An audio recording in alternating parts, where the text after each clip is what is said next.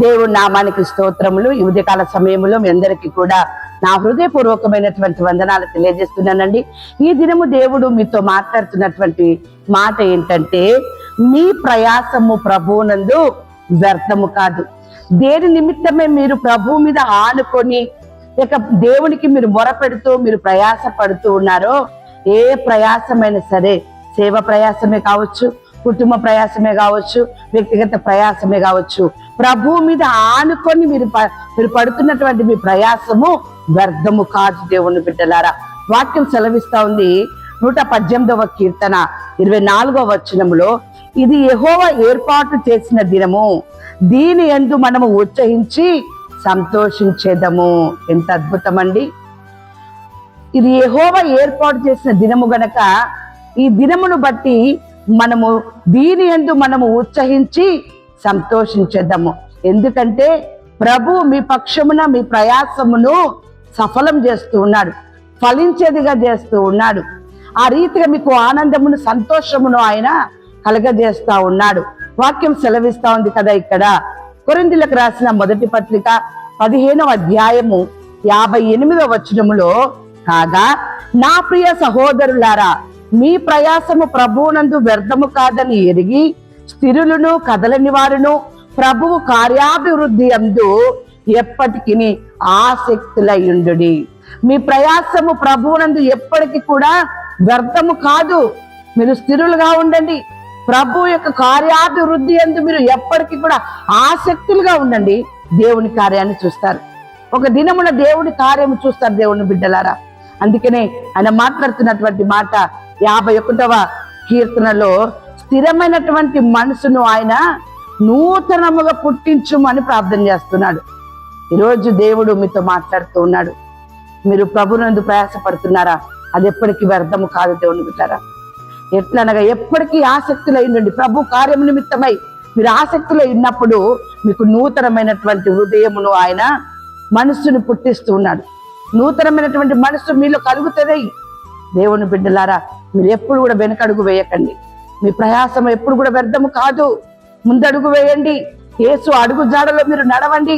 యేసుకు ఏ విధంగానైతే విజయం వచ్చిందో, యేసుకు ఏ విధంగానైతే ఆయన ప్రయాసము వ్యర్థము కాలేదో, ఆ రీతిగా మీ ప్రయాసం ఎప్పటికీ కూడా వ్యర్థము కాదు.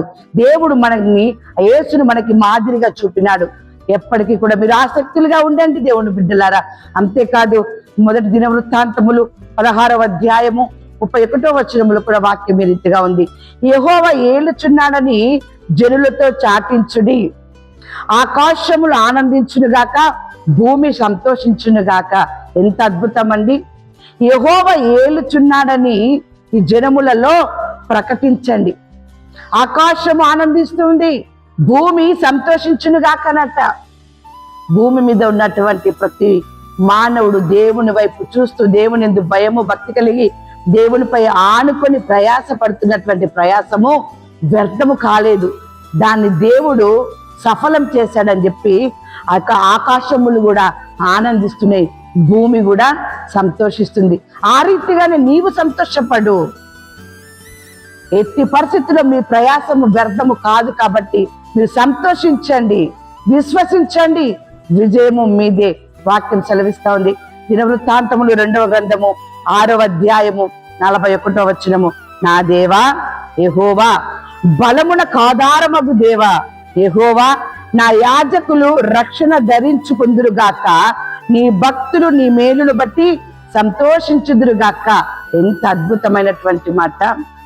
ఆయన బిడ్డలు, ఆయన సేవకులు, ఆయన యాజకులు రక్షణను ధరించుకుంటారంట. దేవుని బిడ్డలారా, వారి ప్రయాసం ఎప్పటికీ వ్యర్థము కాదు. ఆయన బిడ్డలు, ఆయన భక్తులు మేలును బట్టి సంతోషించుదురుగాక అంటున్నాడు. దేవుని యొక్క సన్నిధానములో భయము భక్తి కలిగినటువంటి ప్రతి బిడ్డకి దేవుడు మేలును అనుగ్రహింపజేస్తూ ఉన్నాడు. ఎంత అద్భుతమైనటువంటి కార్యము దేవుని బిడ్డలారా. దేవుని కార్యాభివృద్ధి అందు ఆసక్తులై ఉండండి. మీరు దేవుని కార్యము మీ పట్ల జరుగుతుంది. ఈ ఉదయకాల సమయంలో దేవుడు మీతో మాట్లాడుతున్నటువంటి మాట అపోస్తుల కార్యము 2వ అధ్యాయము 34వ వచనంలో వాక్యం ఈ రీతిగా ఉంది. దావీదు పరలోకమునకు ఎక్కిపోలేదు, అయితే అతడిట్లనెను, నేను నీ శత్రువులను నీ పాదముల క్రింద పాదపీఠముగా ఉంచు వరకు నీవు నా కుడి పార్శ్వమున కూర్చుండుమని. ఎంత అద్భుతమైనటువంటి మాట అండి. మీ ప్రయాసము ప్రభువునందు వ్యర్థము కాదు. ఎప్పటికీ కూడా మీరు కదలక స్థిరముగా ఉండి ఆసక్తులై ఉండండి. ప్రభు కార్యాభివృద్ధి అందు ఆసక్తులుగా ఉన్నప్పుడు మీ శత్రువులని దేవుడు మీ పాదముల క్రింద పాదపీఠముగా ఉంచుతాడట. ఆ రీతిగా దేవుడు మీకును మీ కుటుంబానికి విజయమునిచ్చి మీ ప్రయాసమును ఆయన సఫలము చేయునుగాక. ఆమేన్.